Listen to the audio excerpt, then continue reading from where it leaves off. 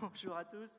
Alors, je suis très honoré d'être ici. Merci beaucoup pour l'introduction sympathique.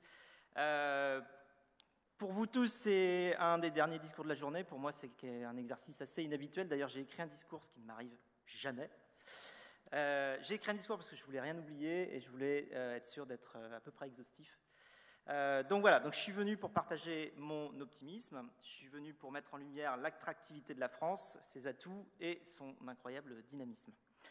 Donc j'ai déjà eu l'occasion de rencontrer certains d'entre vous, vous connaissez mon investissement total pour l'écosystème digital français et international et tous les efforts que je place, c'est-à-dire quasiment toute ma vie depuis une dizaine d'années. Nous partageons les mêmes ambitions. Comme vous, je suis convaincu que la France est talentueuse et attractive, et je le vois et je le vis tous les jours. En plus de la culture, de la qualité de vie, d'infrastructures solides, de services publics bien ancrés et globalement efficaces, nous avons l'atout exceptionnel de l'économie de la connaissance, la jeunesse qualifiée, des formations d'excellence. La formation française est souvent reconnue à l'international. Ces dernières années, c'est en France que sont nés de nouveaux leaders internationaux. Je citerai quelques exemples remarquables, mais il y en a d'autres, bien sûr. Criteo, créé en 2005, coté au Nasdaq depuis 2013. Showroom privé qui vient de s'introduire en bourse. Sigfox, leader mondial de la connectivité des objets, mais aussi Parrot, WeSings, Devialet, Deezer, Netatmo et bien d'autres. Et également, bien sûr, une entreprise que je connais bien, Blablacar, passée en quelques années de la jeune pousse à la start-up internationale, qui a fait plusieurs tours de financement de différents montants. Évidemment, les premiers étaient des montants plus petits. Et effectivement, il valait mieux investir au tout début. Aujourd'hui, nous sommes dans 20 pays.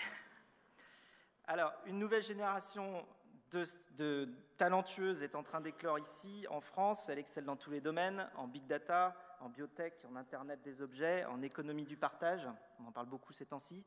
Les signaux de l'épanouissement sont déjà là et ils sont très concrets. On se classe maintenant en tête des écosystèmes start-up mondiaux grâce à notre vivier de jeunes pousses ultra dynamiques et aux champions globaux. Sur la scène européenne, les start-up françaises sont non seulement les plus performantes, mais elles sont également les plus nombreuses dans le haut du classement, et ce pour la 4e année consécutive, selon un sondage d'un grand cabinet d'audit international. Un autre. Paris est au 2e rang des écosystèmes start-up en Europe. C'est une ville qui devient un symbole pour la nouvelle économie. Elle est innovante et créative. Et enfin, parmi les signaux révélateurs de ce changement, le président de Cisco, John Chambers, qui répète depuis plus de 6 mois, j'imagine que vous l'avez dit plusieurs fois, mais je le redis, France is the next big thing, ça fait tellement plaisir. Et il fait suivre ses paroles d'actes forts, puisqu'il investit 200 millions de dollars dans les startups françaises. Cisco, mais aussi Facebook, SAP, Intel, Samsung et récemment Microsoft, toutes ces entreprises misent sur la France et ouvrent des centres de recherche et de développement dans l'Hexagone. Mais le succès de nos startups, c'est aussi le succès d'un écosystème. Alors, je vais essayer de détailler les ressorts. La créativité et le talent de nos ingénieurs, nos designers, nos techniciens et plus largement nos diplômés sont catalysés et consolidés par un écosystème en ébullition particulièrement performant. Cette performance combine 3 aspects, un esprit, des mesures qui vont dans le bon sens et des sources de financement. Au niveau de l'esprit, ça prend la forme d'un souffle entrepreneurial inédit. Un sondage d'avril dernier indique que 50%, et ça fait très plaisir, de la génération des 18-24 ans déclare avoir envie de créer sa propre entreprise. C'est une ambition créative qui s'accompagne et qui se soutient. On peut citer de nombreuses initiatives positives ces dernières années, de Numa, The Family, France Digital, la Alfrécinet, 50 Partners, mais aussi des initiatives comme 100 000 entrepreneurs, 100 jours pour entreprendre, et les programmes d'incubation et d'accompagnement à la création de start-up mis en place par nombre de grandes écoles et universités, qui aident à diffuser la culture entrepreneuriale auprès des plus jeunes. On peut noter aussi l'importance de l'esprit quand on remarque la différence de mentalité qui parfois se retrouve dans nos mots, puisque, par exemple, l'expression « venture capital » en culture anglo-saxonne se traduit par « capital risque » en français, qui témoigne un petit peu de notre vision risquée du nouveau, donc on peut encore progresser. À cet esprit créatif s'ajoutent des mesures qui vont dans le bon sens pour porter cet élan. Il y a des programmes comme le programme de BPI France qui ont mobilisé près d'1 milliard d'euros en un an pour le financement au démarrage. Et Nicolas Dufourc, son directeur, dit lui-même que la France est une Californie qui s'ignore, on espère. Le crédit impôt recherche est également une mesure qui apporte un réel soutien. Et enfin, la mobilisation de fonds via des sociétés de capital risque, alors des sociétés de capital risque en France, comme Partech, Idinvest, Isaïe, mais aussi via des fonds internationaux comme Accel, Index, Insight, LeadEdge, Balderton, qui donnent le signal d'une nouvelle ère pour financer la création de valeur. Là encore, quelques chiffres pour bien se rendre compte. Les levées de fonds en France sur les 6 premiers mois de 2015 ont déjà atteint le niveau de toute l'année 2014, environ 1 milliard, selon EY. Et la France occupe aujourd'hui la 2e place européenne dans l'attraction des fonds d'investissement.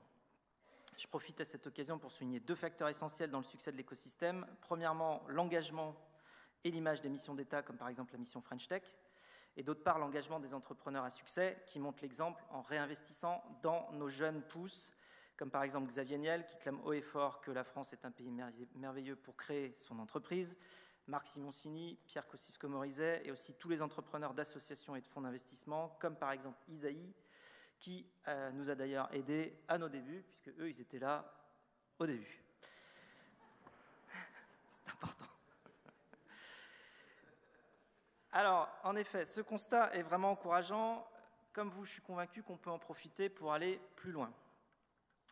Nous pouvons notamment orienter nos efforts dans 3 directions: le financement, la formation et l'image. Toujours le financement. Améliorer le financement des startups et des scale-up françaises, c'est un objectif clé aujourd'hui pour transformer le vivier prometteur en gisement d'emplois et de valeur de demain. Il y a une grande différence entre créer une société et la faire grandir. C'est ce qu'on appelle la différence entre start-up et scale-up. Ce n'est pas la même chose, puisque quand on est start-up, on a besoin de quelques personnes talentueuses.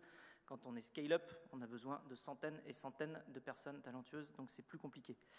Le financement, c'est l'investissement sur notre futur. On a fait un bon bout de chemin, mais le niveau de financement des startups en France reste encore bien loin de ceux du Royaume-Uni et des États-Unis. Notre système de venture capital est 50 fois moins important que celui des États-Unis, alors que notre PIB n'est que 6 fois inférieur. Deuxième direction, relever le défi du numérique dans la formation, pour garder notre avance face à une concurrence internationale très en pointe et créer des emplois à forte valeur ajoutée. Le numérique représente déjà 5,5% de notre PIB, mais la progression doit continuer et la France manque encore de talents très qualifiés pour aider au développement des entreprises tech. La grande école du numérique doit pouvoir contribuer à relever ce défi, l'école 42 de Xavier Niel également. Et après les avoir formés, il faut leur faire confiance. C'est aussi toujours dans l'état d'esprit. À titre d'exemple, un exemple que je connais bien, Blablacar, la moyenne d'âge des 400 collaborateurs chez Blablacar est de 29 ans. On compte plus de 30 nationalités et cela témoigne que la population qui construit le monde numérique de demain est jeune et diverse. Troisième direction, enfin, améliorer l'image et la communication sur notre écosystème afin d'infléchir et de neutraliser le French bashing qui reste encore trop puissant. Comme vous le savez, les mauvaises nouvelles vont toujours beaucoup plus vite que les bonnes. Par exemple, on ne se rend pas toujours compte de l'écho négatif à l'international provoqué autour de la taxe à 75%, alors même qu'elle n'a finalement jamais été mise en place. Ensuite, nous, entrepreneurs, quand on va à l'étranger, on doit ramer pour expliquer que non. Voilà, là encore, on a progressé récemment. La création de Business France, les actions de la mission French Tech, on en a parlé. Et enfin, je voudrais parler ici d'un programme qui me tient à cœur, qui s'appelle Reviens Léon, qu'on a créé il y a quelques mois avec une dizaine d'entrepreneurs et qui participent de ce même message anti-French bashing. Notre objectif avec le programme Reviens Léon, qui fait référence à une publicité des années 80 que vous avez probablement tous vue, Reviens Léon, j'ai les mêmes à la maison. On a transformé un petit peu la phrase qui dit Reviens Léon, on innove à la maison. L'idée, c'est de parler ensemble pour passer des messages positifs sur notre formidable écosystème en hypercroissance, particulièrement auprès d'une cible de talents de haut niveau, expérimentés à l'international, voire carrément expatriés à l'international, qui n'ont pas tous encore conscience de l'effervescence française, pour qu'ils viennent nous aider à construire les entreprises de demain et accélérer la croissance et à réussir la transition globale. Nous avons d'ailleurs des Léons dans la salle. Voilà, n'est-ce pas Fabrice Domange d'AIG, qui a passé 15 ans à l'étranger, qui est revenu ici, bravo, pour aider à la croissance d'une boîte américaine, mais peut-être bientôt d'une boîte française aussi. Aussi, je voudrais dire un mot sur la transformation que nous vivons actuellement dans nos usages, notamment à la suite de la rupture numérique. Et ça, c'est vraiment une tendance de fond. On parle de beaucoup de changements liés au numérique. Il y en a un très, très, très fort qui est présent partout dans nos vies, grâce à 3 éléments qui donnent naissance à de phénoménaux nouveaux services. 3 éléments, c'est les bases de données, la puissance de calcul et de recherche et la connectivité, qui rend accessibles toutes les informations depuis nos smartphones et nos ordinateurs. Ça permet la création de services nouveaux et globaux et ça construit le monde de demain. Si on veut en faire partie, il faut le comprendre. C'est assez simple. On assiste à l'émergence de plateformes internationales venant optimiser à une échelle globale tous nos métiers. C'est une révolution dans tous les domaines, par exemple dans le domaine du contenu, avec des services évidemment comme Dropbox, Google Drive, Netflix, Spotify, Deezer. Tous ces services-là optimisent l'accès au contenu. Ensuite, nos possessions, nos possessions comme les voitures ou les maisons, avec des services comme Airbnb, Blablacar, Drivey, HomeAway, qui optimisent l'usage de nos biens matériels, qui sont très, très, très largement sous-optimisés. Je pourrais faire un discours d'1 heure sur ce sujet-là. Nos connaissances, évidemment Wikipédia, et les MOOCs, les Massive Online Open Classes, avec Udemy, Coursera, Open Classroom, ce genre de plateformes qui optimisent le partage de connaissances. Notre argent, avec des plateformes comme Lending Club, Kickstarter, Ulule, KissKissBankBank, qui permettent de partager l'argent en lui donnant du sens. Nos réseaux, avec Facebook, Twitter, LinkedIn. La liste est longue, ce sont des services internationaux globaux. Comme vous pouvez le constater, la plupart de ces acteurs internationaux ne sont pas français. Nous pouvons cependant avoir notre place dans le nouvel échiquier mondial de la puissance d'action, d'influence et de moyens si nous nous plaçons dans le bon état d'esprit maintenant. Pour terminer, j'ajouterai donc une réflexion de fond, à mes yeux urgente pour nos entreprises, notre économie, nos administrations et notre pays, celle de la valorisation de l'expérience internationale. Les entreprises du mouvement Revient Léon ont une conscience aiguë de la valeur de l'expérience internationale dans les profils qu'elles recrutent. Mais les grands groupes et les administrations en France ne les apprécient pas encore à leur juste valeur. Nous avons l'ambition, par capillarité, de sensibiliser l'ensemble de notre économie et de nos administrations à cette impérieuse nécessité de s'ouvrir au monde. Partout, les expériences internationales des salariés doivent être valorisées, soutenues et encouragées par les grands groupes et par nos administrations. C'est à cette condition que nous pourrons mieux comprendre le monde et que notre image pourra être relayée et rayonnée efficacement à l'international. Je vous remercie.